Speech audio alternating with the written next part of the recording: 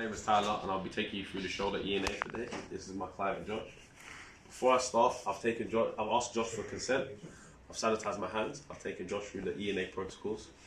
And for the instance of this video, I'll only be using one side of the body. But in reality, I'll be doing the non-injured side versus the injured side for comparison. So firstly, I'll be taking Josh through the movements of the shoulder. First, I'll be getting him to do actively, so by himself. So Josh, if I just get you to raise your hand to the ceiling. This will be flexion of the shoulder.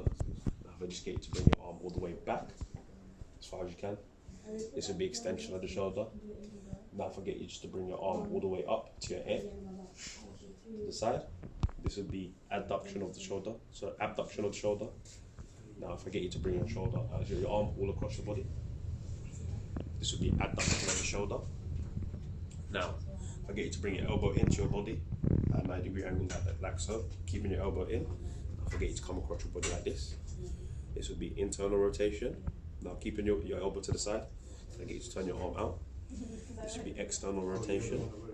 Now if I just get you to bring your arm straight, come across, up, and then come out. This would be horizontal abduction. Now if I get you to bring your arm across your body now, this would be horizontal adduction of the shoulder. Right, so now that I've done it actively, I'll be taking Josh through the movements passively. So this would be flexion, extension, abduction, adduction. Just get you to bring your elbow in, sorry. Relax, there you go. Internal rotation, external rotation. Forget you just bring it on straight. There you go. Horizontal abduction, and then horizontal adduction. Right. Now I'll be doing these movements resisted. So if I get you to bring your arm all the way back, there we go. So about there, yeah. And then if I get you to match my resistance coming forward, this would be resisted flexion. Don't forget to bring your arm all the way up. Now, can you match my pressure going the other way? This would be a resisted extension. Now, if I get you to bring your arm across your body now. Now, if I get you to match my pressure going the other way, this would be a resisted abduction. Now, if I get you to bring your arm outwards, and then match my pressure going across your body here, this would be resisted adduction. Now, if I get you to bring your arm to a 90-degree angle again, now if I get you to bring your arm in while matching my pressure, this would be resisted internal rotation. Now, if I get you to bring your arm outwards and match my resistance, this would be resisted external rotation. Now, if I get you to bring your arm straight, now I'm going to get you to bring your arm out while matching my resistance. Sorry. So go. This would be resisted resisted horizontal abduction. Now, if I get you to bring your arm in and match my resistance again, this is really resisted horizontal adduction. Right, now that I've done the movements of the shoulder, I'm now going to be taking you through the muscles. So Josh, can I get you to take a seat on the plinth, please? Thank you. So firstly, I'll be doing the deltoid. So the deltoid is in three parts. You have the anterior, middle, and posterior. So I'm going to do the anterior first. So if I just get you to get your arm in front of you, just like so. Rose up. Now if I get you to push up while matching my resistance, at the midway, so about there. Now if I get you to push up, this will be testing the anterior aspect of the deltoid. Now if I get you to bring your arm like so there. Now push up again. This will be testing the middle aspect of the deltoid. I just get you to bring your arm down there and then push up. This will be testing the posterior aspect of the deltoid. Now can I get you to stand up now, Josh, for me please? Thank you. Now if I just get you to bring your arm like so, keep your elbow close to your chest, to your side. Now if I get you to force your arm up, how much resistance. This will be testing the bicep brachii. Now to test your tricep, can I get you to do the same thing? So what you're going to do is, you're going to push your arm back while matching my resistance, and while doing that, you're just going to slowly just extend your arm after. So just straighten your arm. Okay, so I forget to push back, and then just straighten your arm. There we go. I'll be testing the triceps. Now, the next muscle I'll be testing is the supraspinatus. So if I get you to bring your arm like so here, and matching my resistance. Sorry, hold on. Bring your arm to the side, and then match my resistance, pushing up. There you go. Now the next muscle I'll be testing is the infraspinatus. So if I get you to bring your arm, your elbow into your side, and then again push out on matching my resistance. This will be testing the infraspinatus. Now the subscapularis. If I get you to keep your elbow in again, but this time you're going to be pushing your arm inwards while matching my resistance. This will be testing the subscapularis.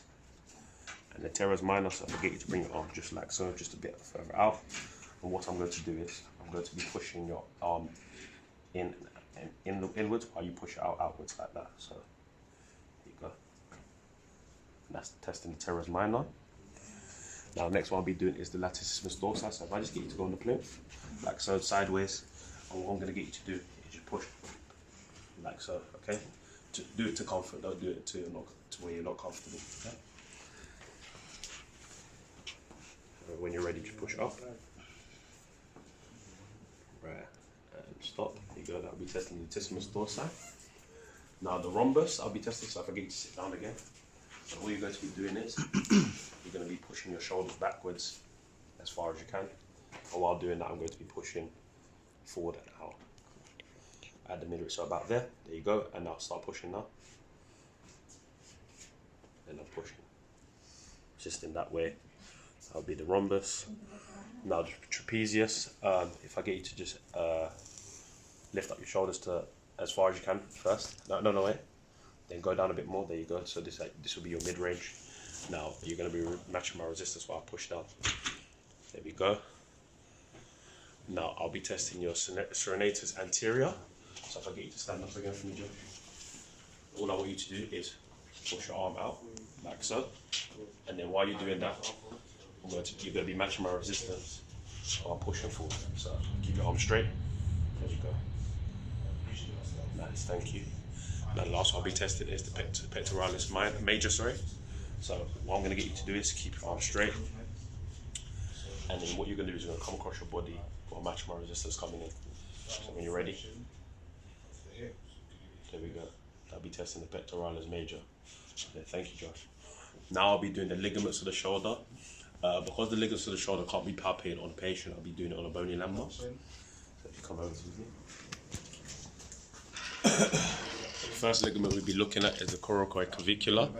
The trapezoid would be on the lateral side, and the coronoid being on this side, or the medial side of the model. And it originates from the clavicle and attaches to the coronoid process of the scapula. Now the next ligament I'll be doing is the acromioclavicular, which is here, and it inserts on the origin is the lateral end of the clavicle, and inserts into the upper surface of the acromion. Then the next ligament I'll be doing is the coracoacromial. The origin is the coronoid process and inserts into the acromion again. Then the next ligament I'll be doing is the coracohumeral, and the origin is the coronoid process and the insertion is the greater tubercle of the humerus. Then you have the transverse humeral, and this the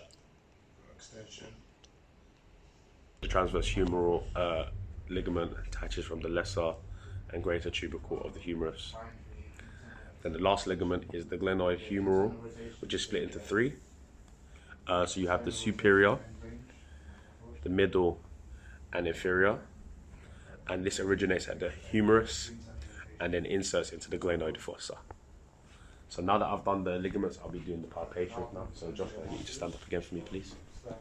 So the first one I'll be doing is the clavicle. As you can see, it pokes here. If I walk my fingers in, it goes into the acromioclavicular joint.